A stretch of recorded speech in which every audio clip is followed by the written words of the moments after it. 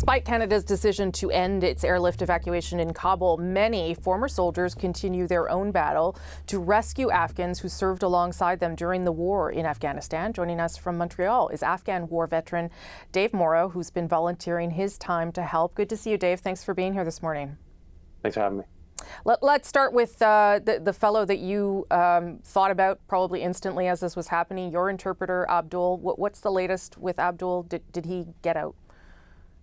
He did, and it's such a great story. And seeing his face when I finally got to talk to him when he landed, actually in the UK. So this whole effort was started essentially for me with him. We've been trying to figure out a way for him to get to Canada for 10 years. Ironically, he ended up in the UK because they had a much better process, plain and simple. And so when he got his visas, and he was still wanting to come to Canada, I told him immediately, don't wait for Canada, and gladly, we decided jointly that he should go to the UK because the process in Canada just wasn't moved fast enough, and him and his family are thankfully in a safe place now. That's great news.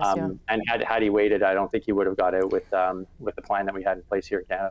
And what made it so hard to try and get visas from Canada? What was sort of the complicating factor that could have been done better from a paperwork, I guess, perspective? It is the inability for our public service and our ministers to operate outside of very constrictive bureaucracy. Plain and simple. It's callous, it's cold, it doesn't take into account an emergency situation.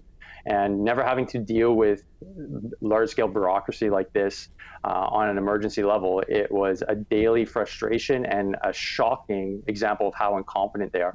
It sounds like they got there eventually, right? I mean, at some point they decided, okay, you don't need paperwork, you don't need a passport, you don't need a COVID test. They got there eventually, but I guess not quick enough for your friend Abdul. Can you tell Canadians, I'm not sure everyone understands how critical someone like Abdul was to our mission there, how critical he was to your ability to do your job?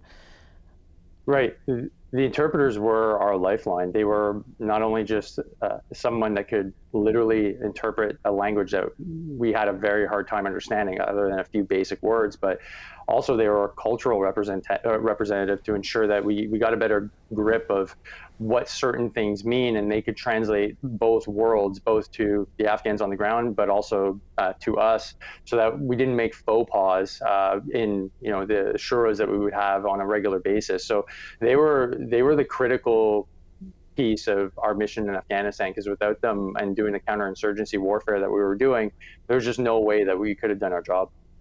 Obviously, Abdul is a good news story. We talked to another interpreter, Mariam, earlier, whose family made it to Kuwait.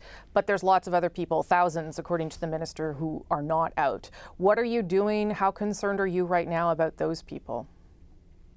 It's a daily concern, to be honest, especially with the two families that I've essentially got under my wing right now. We're acting as moral support, and that in itself is a win for us against the Taliban, because just to put it in perspective, in the 90s, this wasn't a possibility. So the ability to grant hope to people that typically would have been hopeless is a real big win. However, the fact that we don't have anything set up on the ground, that we're still acting with words, not deeds. What is the plan moving forward from the government? Currently, we're relying on private efforts to try to set back up safe houses and try to set up some sort of means of communication so that we can get our interpreters out in a trickle. But whether that turns out to be fruitful, we still don't know yet. You heard there probably from the minister, if you were listening at the beginning, he said he's meeting with G7 foreign ministers tomorrow, that there's a conversation around phase 2 of this, which is negotiating with the Taliban to still let people who want to leave. Do you think that can be done? Are you hopeful?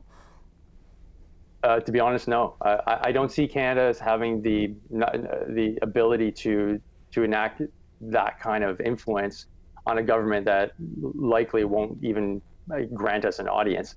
So therefore, it comes down to, what is our actual foreign policy on this? It seems like now we're grasping at straws and trying to come up with new plans when in fact we don't have a strategy. And that's the troubling part. Are we going to start arming people like you mentioned before? Are we going to start providing aid? is this really part of our long-term strategy? Nobody knows. So therefore, right now, I've lost faith in the Canada's ability to actually execute on things. And therefore, that's why we're doing so much work here on the private side of things, because we're filling a gap that Canada just can't fill. Dave, I'm sure this has been, hard for you to watch and live through too. So I'm thinking of you as you do that, and all your fellow vets who are caring about what's happening on the ground in a country you were in for so long. Thanks so much for talking to us this morning. Really appreciate it. Thanks for having me.